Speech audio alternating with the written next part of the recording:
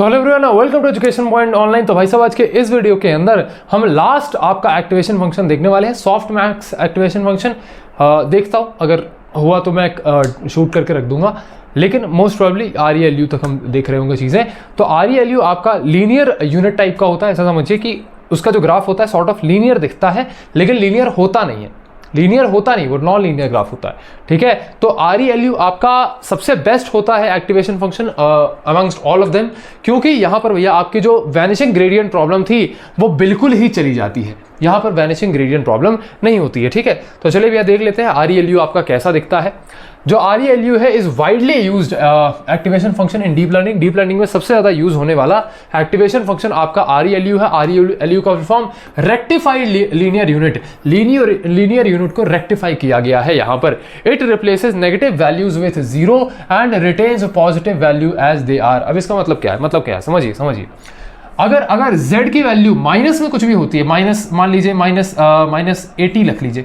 ठीक है, मान लीजिए z की वैल्यू माइनस 80 है, तो z की वैल्यू अगर नेगेटिव में है तो ये z की वैल्यू को खींच के 0 पर ला देगा। तो बेसिकली fz कितना आ जाएगा? 0 आ जाएगा। ठीक है, लेकिन अगर z की वैल्यू पॉजिटिव में है, तो लेट सपोज पॉजिटिव 80 है, तो fz आपका क्या निकल करके आएगा? z एज इट इज, मतलब fz भी आपका 80 निकल करके आ जाएगा। तो कहने का मतलब क्या है कि z की वैल्यू अगर नेगेटिव है या फिर 0 है तो fz यानी कि आउटपुट आपका 0 निकल करके आएगा। तो नेगेटिव और भैया 0 वैल्यूज के लिए ये आउटपुट 0 दे देता है, और पॉजिटिव वैल्यूज के लिए ये आउटपुट इनपुट के बराबर ही रख देता है, मतलब z के बराबर ही रख देता है। तो कहने का मतलब क्या है? कहने का मतलब क्या है? It replaces negative values with zeros, it replaces negative values with zeros and retains positive values as they are, and retains positive values as they are. क्या मेरी बात समझ में आई? बिल्कुल भैया। ठीक है, इसका मैथमेटिकल फॉर्मूला कुछ इस तरीके से दिखता है। मैथमेटिकल फॉर्मूला क्या है, इसको आप ऐसा समझ लीजिए कि ये आउटपुट बता रहा है। तो f ऑफ z की वैल्यू मैक्सिमम होगी, मतलब z और 0 के बीच में होगी। तो 0 और z बाउंडेशन है आपकी, 0 लोअर लिमिट और z आपकी अपर लिमिट। तो z कब आता है? जब आपका z की वैल्यू, इनपुट की वैल्यू अगर आपकी 0 से बराबर या फिर 0 के इक्वल हो, 0 से बड़ी हो, तब उस केस में आपका z ही आपका आउटपुट में आ जाता है, जैसे यहाँ पे हुआ है। और अगर आपकी z की वैल्यू 0 से कम है, मतलब नेगेटिव में है, तो आउटपुट आपका 0 आ जाता है। तो बेसिकली आपका आउटपुट 0 से इन्फिनिटी तक मतलब जो है बाउंड रहता है। तो इन्फिनिटी क्यों भैया? z की वैल्यू कितनी बड़ी हो सकती है, तो उतना आपका आउटपुट निकल करके आ रहा होगा। अब इसके एडवांटेजेस क्या है? सिंपल है, ठीक है, कंप्यूटेशनली एफिशिएंट है, ठीक है, कि मतलब कितना पैसा लग रहा है उसके हिसाब से बढ़िया आउटपुट आ रहा है। ठीक है, वैनिशिंग ग्रेडियंट प्रॉब्लम यहाँ पे अवॉइड हो जाती है। अब कहाँ पे अवॉइड होती है? पॉजिटिव वैल्यूज के लिए अवॉइड होती है। ये नेगेटिव वैल्यूज के लिए कब अवॉइड होगी? जब हम लीकी ReLU बनाएंगे। तो एक और टाइप है लीकी ReLU, इसी वीडियो में डिस्कस करेंगे, वहां पर ये चीज भी हट जाएगी। ठीक है, helps deep networks learn faster. Basically deep networks में, डीप लर्निंग के टाइम पे ये लर्निंग को और ज्यादा फास्टर कर देता है। तो इसे आप नोट करिए फटाक से, इसे आप फटाक से नोट करिए। फिर इसके डिसएडवांटेजेस और हम देख लेते हैं, थोड़ा इसका ग्राफ देख लेते हैं। ठीक है, तो इसका ग्राफ बेटा कुछ इस तरीके से देख रहा होगा, समझो। z की 0 वैल्यू या फिर 0 से नेगेटिव वैल्यू के लिए आउटपुट 0 दे रहा है, बिल्कुल भी आउटपुट 0 दे रहा है। लेकिन जैसे ही z की पॉजिटिव वैल्यू आई, ये एक लीनियर लाइन दे रहा है। तो जितनी z की वैल्यू होगी उतना ही इसका आउटपुट आएगा। तो z की वैल्यू अगर 2.5 है तो आउटपुट आपका 2.5 आएगा। ये आपका ReLU एक्टिवेशन फंक्शन का जो है एक डायग्राम है। अब can suffer from dying ReLU problem. तो neurons output 0 for all inputs. Basically कई बार क्या होता है कि न्यूरॉन का जो आउटपुट है वो कई इनपुट्स के लिए 0 हो जाता है, या सारे इनपुट्स के लिए 0 हो जाता है। क्यों? क्योंकि अगर भैया z की वैल्यू अगर लेस देन इक्वल टू 0 हुई तो ये क्या करेगा? आउटपुट आपका 0 दे देगा। तो यहां पर कई बार ऐसा होता है कि कई न्यूरॉन्स का जो आउटपुट निकल करके आता है वो 0 निकल करके आता है ReLU की वजह से। ठीक है, not differentiable at z is equal to 0। तो मैंने कहा था कि आपको ग्रेडियंट निकालना पड़ता है। ग्रेडियंट निकालने के लिए क्या करते हैं? f' निकाल देते हैं, मतलब fz का डिफरेंशिएशन कर देते हैं। तो ये z इज इक्वल टू 0 वाली वैल्यू पे डिफरेंशिएबल नहीं होता है। ठीक है, तो ये इसके 2 डिसएडवांटेजेस हैं। इसे आप फटाक से नोट करिए। फिर भैया हम अपने लीकी ReLU को देख लेते हैं, लीकी ReLU को देख लेते हैं। ठीक है, तो बेसिकली क्या होता है कि यहाँ पर ये जो 0 आ रहा है ना, तो ये प्रॉब्लम है भैया कि अगर ये जीरो ही रहेगा हमेशा, सारे नेगेटिव वैल्यूज के लिए अगर ये सिर्फ जीरो ही रहेगा तो यहाँ प्रॉब्लम क्या होगी भैया, सारे आउटपुट्स आपके जीरो हो जाएंगे।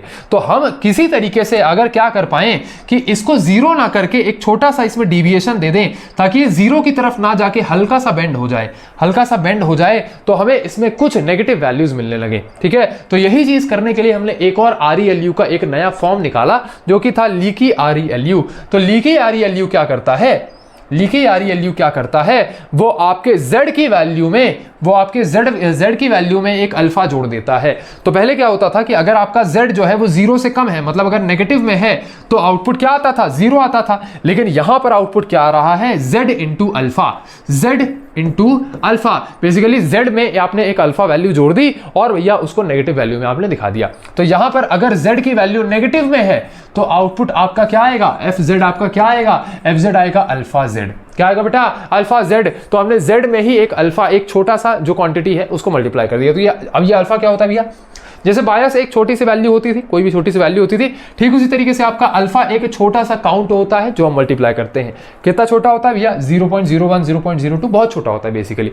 ठीक है, तो ये अल्फा आपका मल्टीप्लाई होता है। इस अल्फा की वजह से वो छोटा सा डिविएशन आ जाता है। ठीक है, अभी ग्राफ में दिखाऊंगा, आपको समझ में आ जाएगा। Leaky ReLU is a modified version of ReLU that allows a small slope for negative values instead of zero. तो जब नेगेटिव वैल्यूज होती है जीरो की तो वहां पर एक छोटा सा स्लोप आ जाता है rather than जीरो, क्योंकि ReLU के अंदर क्या होता था कि हमें जीरो वैल्यूज के लिए जीरो आउटपुट ही मिलता था, लेकिन यहां पर ऐसा नहीं है। सॉरी, नेगेटिव Z की वैल्यूज के लिए हमें जीरो आउटपुट मिलता था, लेकिन यहां पर ऐसा नहीं है। यहां पर हमें एक छोटा सा डिविएशन देखने को मिलेगा।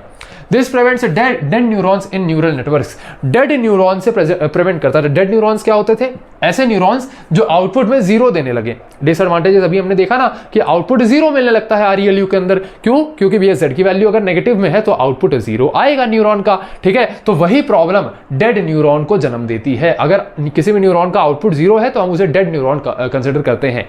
तो ये डेड न्यूरॉन को प्रिवेंट करता है, डेड न्यूरॉन बनने से प्रिवेंट करता है। ये इसका फॉर्मूला है। ठीक है, FZ की वैल्यू Z होगी अगर Z ग्रेटर देन जीरो है। ठीक है, और FZ की वैल्यू अल्फा Z होगी अगर Z लेस देन या फिर इक्वल टू जीरो है। ठीक है, prevents dying neuron. Dying neuron मैंने आपको समझा दिया, डेड न्यूरॉन क्या होता है concept. Allows a small gradient flow for negative values. तो बेसिकली नेगेटिव वैल्यूज के लिए एक छोटा सा ग्रेडियंट फ्लो अलाउ करता है। ये ग्रेडियंट, जहां भी ग्रेडियंट आपके दिमाग में आएगा, आप इसको डेरिवेटिव से कंपेयर करेंगे। f डैश Z ही होता है आपका ग्रेडियंट। ठीक है, तो यहां पर क्या होता है कि नेगेटिव वैल्यूज के लिए अगर Z की वैल्यू नेगेटिव है ना, वहां पर भी एक छोटा सा, एक माइन्यूट सा आपका ग्रेडियंट फ्लो होता है। मतलब डेरिवेटिव की वैल्यू जीरो नहीं आती है, आपकी थोड़ी सी कुछ स्मॉल वैल्यू आती है बेसिकली। तो इसे आप नोट करिए फटाक से, इसे आप बेटा फटाक से नोट करिए। ठीक है, अब ये रहा इसका ग्राफ। तो यहां पर आप समझिए कि क्या होता था कि ये पूरा जीरो आता था, लेकिन यहां पर देखो ना एक स्मॉल डिविएशन होता है। तो ये चलता जाएगा। ठीक है, अब ये जीरो नहीं है, अब ये नेगेटिव में थोड़े डिविएशन के साथ चलता जा रहा है। यहां पर इसे अल्फा की वजह से एक स्लोप मिल गया है। क्या मिल गया है, एक स्लोप मिल गया है। ठीक है, इंट्रोड्यूसन एक्स्ट्रा हाइपर पैरामीटर अल्फा। ठीक है, अल्फा की वजह से स्लोप मिलता है। क्या मिलता है बेटा, स्लोप मिलता है। ठीक है, तो ये जो छोटा सा स्लोप आया ना, ये आपके अल्फा की वजह से आया। Slightly more computationally expensive than ReLU से थोड़ा सा कंप्यूटेशनली एक्सपेंसिव होता है। तो इसे आप नोट करिए फटाक से, नोट करिए। ठीक है भैया, आपके एक्टिवेशन फंक्शंस यहीं पे खत्म होते हैं। सॉफ्ट मैक्स देखता हूं, अगर मेरे को समझ में आता है तो वीडियो बना दूंगा, वरना कितना कुछ जरूरी नहीं है। ठीक है, मिलते हैं आपके नेक्स्ट लेक्चर के अंदर। तब तक के लिए चीज़ों को रिवाइज करिए, नोट्स अच्छे से बनाइए, अपना ध्यान रखिए और आपका बहुत बहुत धन्यवाद।